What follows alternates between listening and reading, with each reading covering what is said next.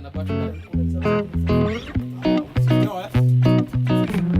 is another week ahead filled with sporty activities, and of course rugby is big because we are heading to what, Mato? Paris 7, which is the last HSBC 7 for the 2017-2018. It's been a very deadly year. I mean, you look at what we did last time. Many of us had already thought that we're not going to get past the 100 points. Actually, you know what? 103 na bado leg moja, but one more leg, so that means this is going to be the highest score we've ever had. Highest point tally. Highest point tally we've ever had in any season. Well done, Namco's and team. So what we need now is just all of them to stand up and be counted, because we are going into a heavy, crazy pool.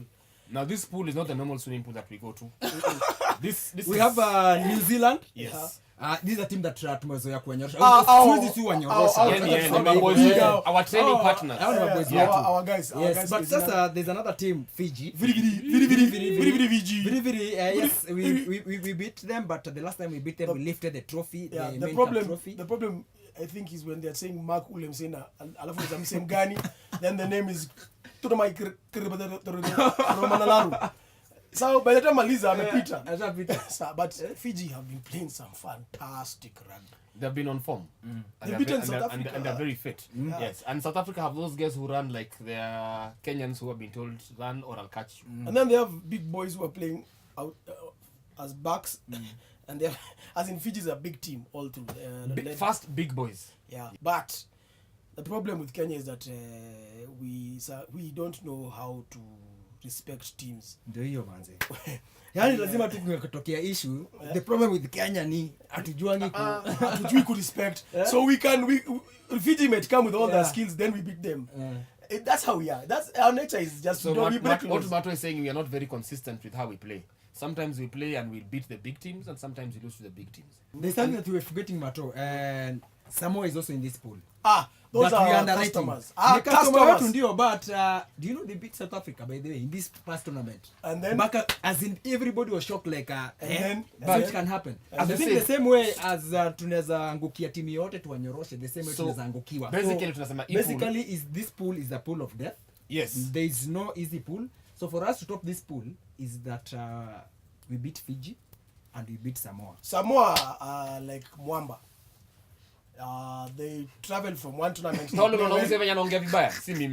they play well one and then they go to another one and they lose all focus. Unajua Dunda ni smart sana London, alafu Paris pia nasikia kuna Dunda smart in a different language. Samoa kuna kitu anafanya. So you're speaking as Gazelle ama No, I'm speaking as a Kenyan. We love Saracens. We love Kulabu. Saracens. This is our last game of this particular year, so we really need to bring those points home. Unfortunately, England wametupita na points. I don't understand. Hiyo hesabu mimi nikasirisha. But England wako this hour. But so they are only 2 points ahead of us because we were 101. So we want to make sure at least to put them below, because let's forget we are not a professional nation, rugby nation. So our players also have jobs and other lives. These are the guys, rugby is life, is your job, is everything that you do every single day. So for us to get to this particular stage is actually very commendable. However, all that said and done, it doesn't mean that now tushindwe. Lazima tulete results. There are guys, tumepata sponsor kwanza. Hey! We need to make the sponsors happy. And then also you need to make the country happy. We're going through a lot of things at the moment. Speaking of making the country happy, are we happy in the rugby ball? Because sad, I can put it aside, when veteran Humphrey Kayange announced finally, manze, it has been real. Let me now try other things. What do you think, Mato? Was it the right time for him to hang the boots? Yes, it was. For the rugby sevens, I think it was time for him to hang his boots, because he has other responsibilities in the world of sports in general. He's a leader, natural leader. He's been leading the country all through. Even when he was young, Humphrey used to talk. He used to tell guys what to do, how to play, and all the players look up to him. And you see, we're looking at grooming the young guys. Now this is when Humphrey comes in, grooming the young guys, mentoring them, bringing them into the picture. He's done a lot of work for Kenya. Sometimes this sevens game is not easy.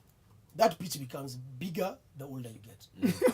And then again, look at injuries. It takes Yeah. longer for you to recover from your injuries. I think it took him a while to recover from his last injury. But what I think was one of the biggest thing he also did is he introduced Kolo to the game of rugby. So if he does not hand over his boots to somebody else, we will never discover another Kolo or another Humphrey. So what he's done is actually commendable. A lot of us tunangangana mpaka unanyima position lakini bado tunakuja tu tizi because he's accepted that it's time for him to hand over to somebody, hand the mantle to somebody else. Bato, what do you remember with Humphrey?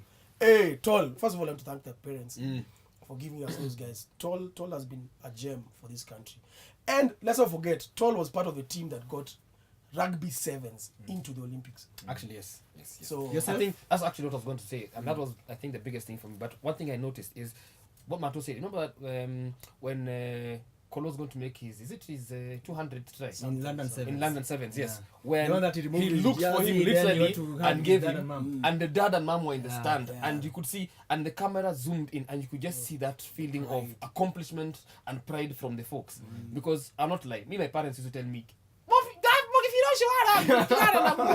stop playing it. Mazi niliwacha kulipiwa medical home, kila mtu analipiwa because I used to come back, nakuja you come back home Injury.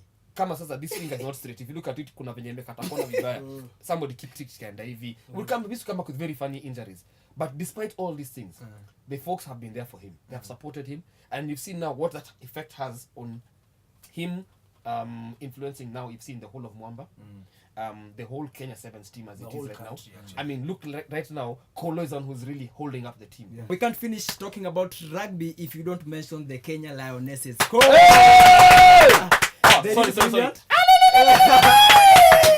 well done, ladies.